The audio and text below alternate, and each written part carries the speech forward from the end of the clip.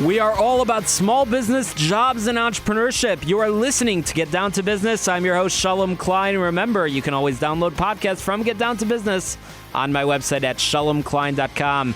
Before the break, we heard from a business owner, not quite a startup, but a fellow who's developing a product, Eugene Shaliachta of Breath Slim. He's sold millions of his products online and in stores, and he's just the type of leader that we want to talk about here on our next segment. A fellow who is taking an idea, turning it into a reality, learning from his mistakes.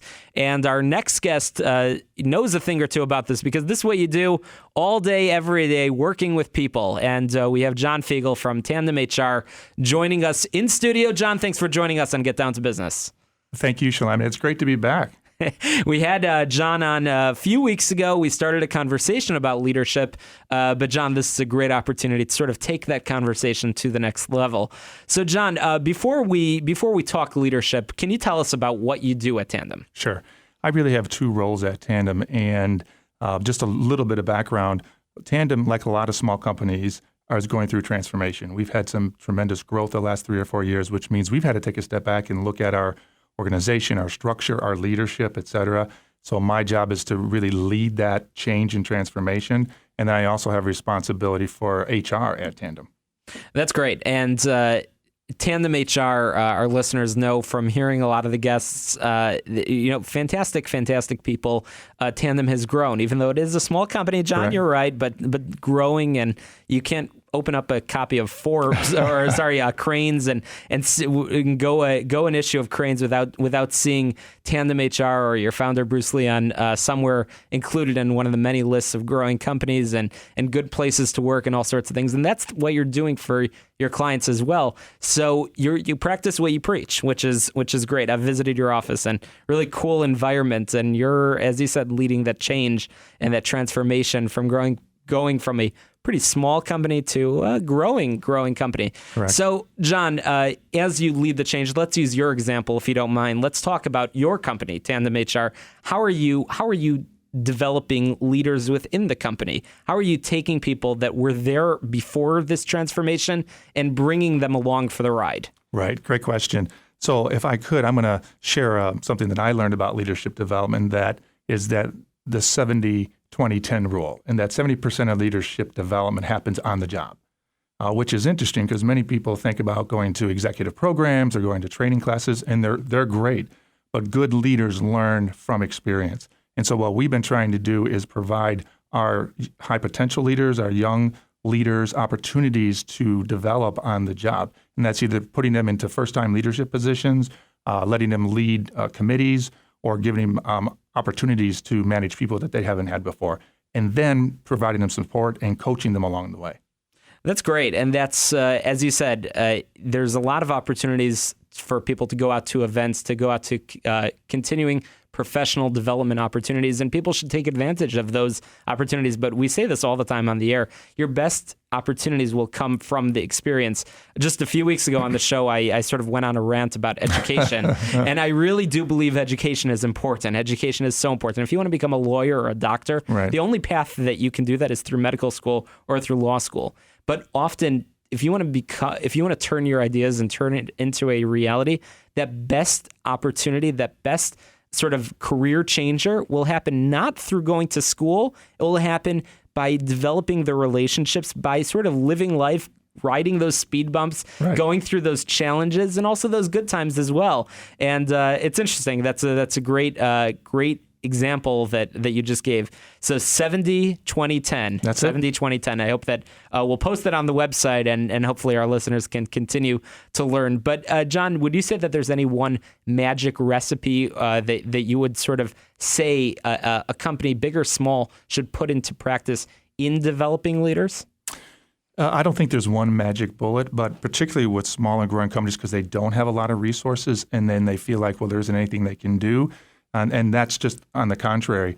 I think if you can put some structure around how to help your employees and help your leaders get the most from their experience.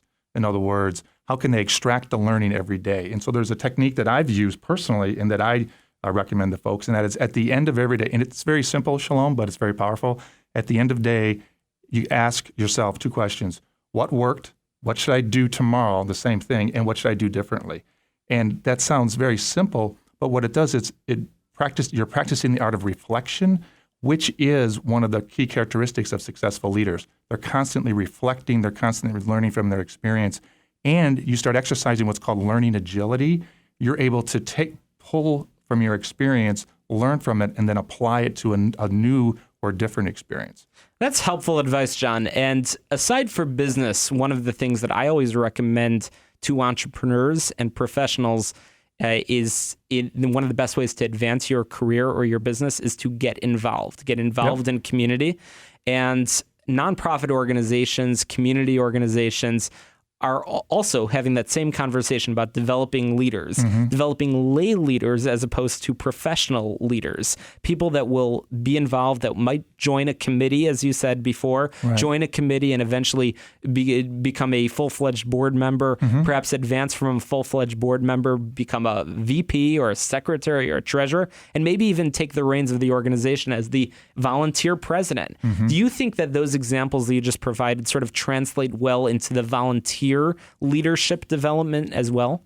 Oh, absolutely. Yeah. And what a lot of times employers, if they don't have opportunities for their employees to grow and lead, they can then go volunteer and get the same experience in other organizations. It translates perfectly.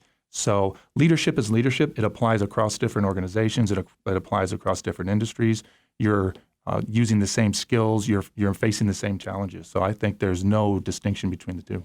John, that's great. And business owners and entrepreneurs should heed that advice and hopefully put some of that advice, that 70-20-10 rule, into practice in your respective companies. But the other piece of this, John, is that individuals, a lot of the people that are out there listening to the show, they might try to develop a career. They're trying to develop a brand, a name for themselves. They're trying to. They're probably not going to stay at the same company forever and ever. Although I certainly do recommend don't jump ship and don't try to jump around every year or so. That doesn't look good on a resume. But how do you think professionals that are listening to this show can sort of help develop themselves into the leader that they want to be? How can they make themselves as open-minded and as ready to develop into leaders as possible? Right. I think there's about 3 or 4 things. One is to do just what you said, is be open to learning and have that open mindset. Always be looking for opportunities to learn, looking for new opportunities to take on and to learn from others. The second is have a plan. Pick one thing that you want to do better in. And whether it's delegating work or it's setting a vision or it's communicating or managing conflicts, all important skills to be a leader. Pick one thing and then put together a plan. What specifically are you going to do? One of the things you can do is the reflection that we had talked about earlier. A second or a third thing is find someone else to work with. They could be an informal mentor. They could be somebody coaching you. It could be somebody who's been through what you want to go through and learn from them. Learning from others is the 20 in the 70-20-10. And then the fourth thing is to have some metrics, have some measures, have some milestones. I want to, achieve a certain thing or develop a certain skill by a certain date. So you manage your career like you manage a business. You apply the exact same tools, the exact same techniques, and you make it a priority. If it's not a priority, if it's not something you do every day, and then a year goes by and you realize that you've lost a year. And John, you prefaced all the advice by saying that there is no sort of magic bullet that right. It's sort of a one-size-fits-all advice. And we John, you and I both know the stories of some of the really successful entrepreneurs that are out there, people that develop companies like an Apple Computers right. that probably didn't follow the conventional advice, but they sort of followed that comment that we talked about a moment ago, being open-minded and sort of learning from experiences, learning from mistakes. And we talked about mistakes earlier in the show. You learning from experiences and taking those lessons and taking that education, taking that advice that you might learn either on your own or from a mentor that you just talked about, and using that advice and those experiences to grow and to develop professionally, develop your business. And that's what the show is all about. So John, very, very helpful advice. We got just under a minute remaining. John, how can people get in touch with you to talk more about developing leaders, either personally or in the business? Great. You can contact me directly at jfigiel at tandemhr.com. It's Figiel. That's the best way to get a hold of me.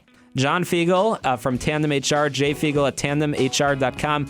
Check out their website, tandemhr.com. They are the solution center. That's what we always call them. After the break, we're going to continue this conversation about leadership development with our next guests, Chris Everett from Everett Wealth Solutions and Amy Daniels from Vistage. That's going to be a fascinating conversation. Tune in, check out my website, shalomklein.com, and you can download podcasts. After the break, more entrepreneurship on Get Down to Business.